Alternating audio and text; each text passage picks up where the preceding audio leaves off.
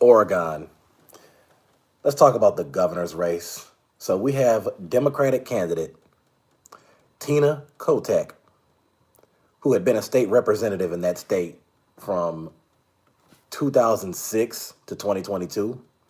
Then you also have Republican candidate Christine Drazan, who was also a state representative in that state, but only from 2018 to 2022. Both of them had resigned from their seats so they could run for governor. So I'm looking at Tina's website and her record. I like what I see so far. Now, there is a problem here. The problem is the polls are a toss up, but a lot of the polls are kind of showing Christine in the lead, but within the margin of error.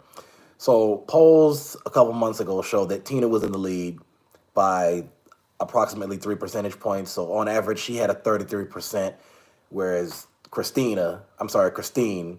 had 30%. Now Tina's at 34% and Christine is at 37%. I'm not quite sure why that is. And I'm assuming a lot of you probably don't know why that is either. Let's get into what Tina's about right here. So, and her website is tinafororegon.com/priorities. I'm going to put the link below just so to those of you who haven't seen it so you can look at it. One of the points on here is housing and homelessness. I find this one to be interesting. Tina's accomplishments during her time when she was a state representative says she championed more than 1.5 billion in targeted investments over the last 5 years to increase housing access, shelter capacity, rent assistance, and other housing needs. Tina fought to provide more shelter during the pandemic and for Oregon citizens made houseless by the 2020 Labor Day wildfires by securing 75 million for Project Turnkey, which was an effort to repurpose motel properties to create more short-term housing. In less than 7 months, Project Turnkey created 19 new shelters in 13 counties, resulting in a 20% increase in the state's supply of shelter beds by adding 865 new housing units for people in need. She challenged the status quo by passing laws to protect renters by establishing standardized eviction standards and prohibiting extreme rent increases. Some of those laws also did initiatives such as require the state to track affordable housing development and access housing needs over the next 20 years so we can develop comprehensive plans to beat this crisis.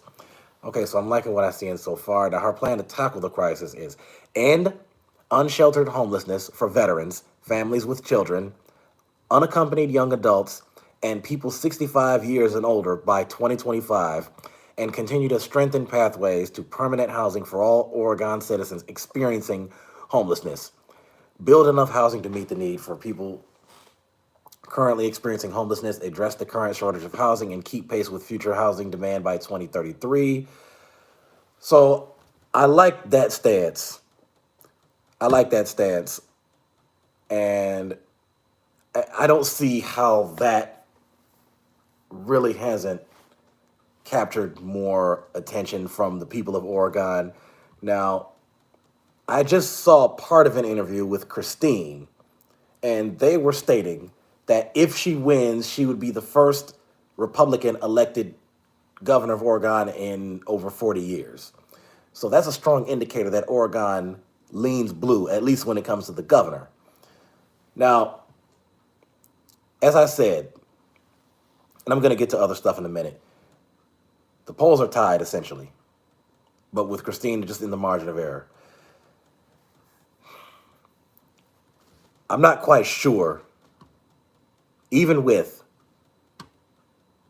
I'm sorry, people, let's look at this one right here. I mean, even with those things right there being said, I mean, it's like, well, what are the people of Oregon doing? I hope I'm wrong.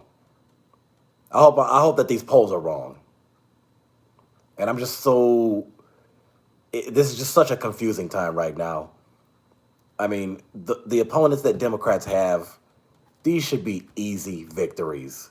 These should be easy victories. I understand not every single spot is going to be easy, but most of them should be easy. Mental health and recovery. Tina's accomplishments in regards to this issue, standing up for more access to care. Tina championed the effort to invest nearly $500 million to expand access to mental health care and strengthen capacity in Oregon's behavioral health system statewide, working to ensure that all Oregon citizens can access the care they need. She allocated $25 million in emergency funds to improve behavioral health services in the early months of the COVID-19 pandemic, with a focus on communities of color, our federally recognized tribes, and other vulnerable Oregon citizens. Tina fought for an early distribution of dollars for new treatment services while the implementation of voter-approved Measure 110 was getting started. I'll have to check to see what that is later. She challenged the status quo by passing laws to expand access to social and emotional supports for students in our schools, Student Success Act, hold insurance companies accountable by requiring them to pay mental health providers fairly and provide adequate coverage to serve those in need, expand access to telehealth services during and after the pandemic. Now, her priorities for improving Oregon's behavioral health system: expand inpatient and outpatient services for Oregon citizens experiencing a mental health and or substance use crisis. Eliminate the red tape in government and insurance bureaucracies that prevent Oregon citizens from accessing treatment. Ensure access to services that promote social and emotional wellness. Let's get to some of the other issues here. Education and child care. Standing up for our children, she negotiated Oregon's historic Student Success Act, providing $1 billion more every year. Why did they say it like that? $1 billion more every year in new funding for pre-K through 12 education. She championed a 40% increase in funding for career and technical education in our high schools. And she also fought for gun safety legislation to keep children safer from gun violence in their classrooms and school buildings, which still amuses me that hardly any Republican is on board with that. That's another reason that kind of killed Republicans in the polls recently. And you guys might see that if you watch a previous video of mine. If you watch another video I did where I responded to Louis Gohmert's question.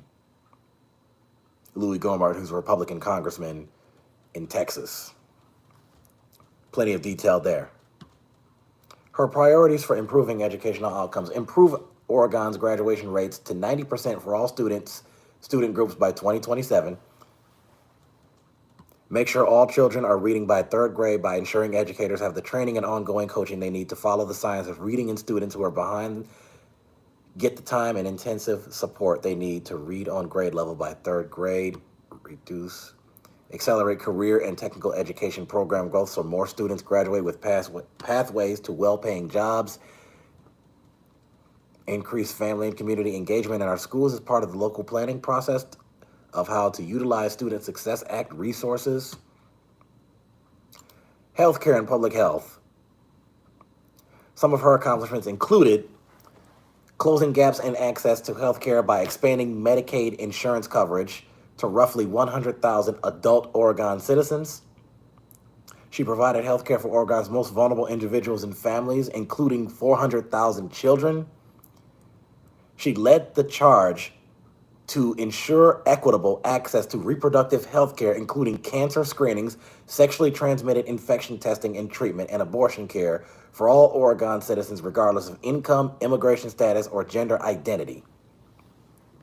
Now, I really haven't seen the other candidate talk too much about any of these things. Now, to be fair, my opinion of her isn't quite as strong as with some of the other Republicans I talked about on this show, but again, this is more for Tina Kotek than it is against Christine Drazan.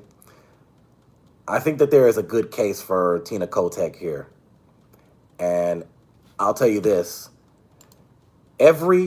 Almost every source is confirming, or at least claiming, or they're predicting, I should say, that this election is going to be a toss-up.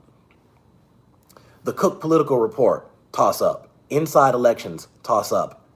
Crystal Ball, Sabato's Crystal Ball, toss up. Politico, RCP, 538, and even Fox News are all saying this is a toss up. Now, oftentimes you'll see it says, well, it's likely to lean D or tilt D or likely to lean R, tilt R. But every single source is saying that this is a toss up. So anything could happen here. And people, I cannot stress this part enough. And I say this in every single video. And I post this all the time on Facebook. I say it all the time on Twitter, Instagram, and on this show. Listen, complacency gets us killed. And I did another video where I talked about what happens when we get complacent. Well, we get people like Bush and Trump to the presidency. And if they've proved anything, that proves that complacency equals defeat. And we can't keep allowing that. We can't, no matter how sure we are that somebody's going to win or lose a race, whether it's president, governor, Senate, Congress, Supreme, whatever, council, mayor, just get out there to go vote. It's not it's not like it's not possible that Tina Kotek could win this race. She very much could. The chances are just slim right now, but I'm counting on my people in Oregon to make the right choice. Vote for Tina Kotek.